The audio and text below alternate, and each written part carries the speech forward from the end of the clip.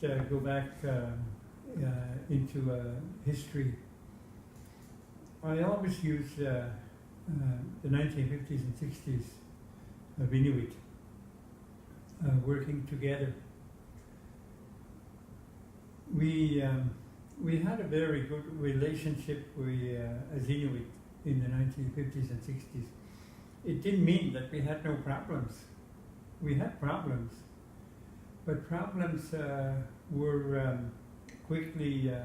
used to be quickly resolved in my particular period of time in the 1950s and 60s, because we avoided problems in those days. And it was a good value of the Inuit. It was a very good way of life of the Inuit when I was growing up, because we were told to avoid gossips with other people. We were told to avoid hating the other people. We were told to avoid being racist towards the other people. As Inuit, whenever there were problems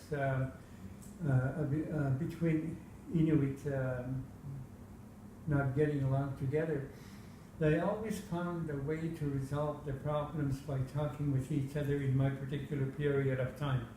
That's what I mean by of living in peace and harmony with each other. And to me, that's a really good way of living together as Inuit community. It's not only a good way of living together as an Inuit community, it is a healthy community that we want. That's what we want to promote to our people in the Arctic. If you have never met a survivor of residential school, you're talking to me. I am a residential school survivor for 7 years. I am impacted by the impact of residential school. I am also healing from the impact of residential school. In the 1950s and 60s, I already knew that life was never going to be the same as we saw it in our community. Why?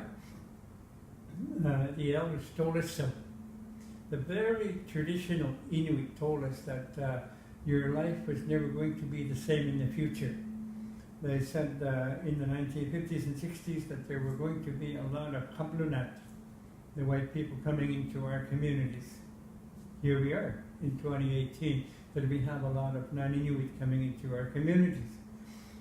So there has been a lot of changes from the time that I was a little boy, a young man, living in a place called Nauyat, to the way we have created Nunavut with its own government and things like that. So life was never going to be the same when we were being taken to residential schools in communities other than your own in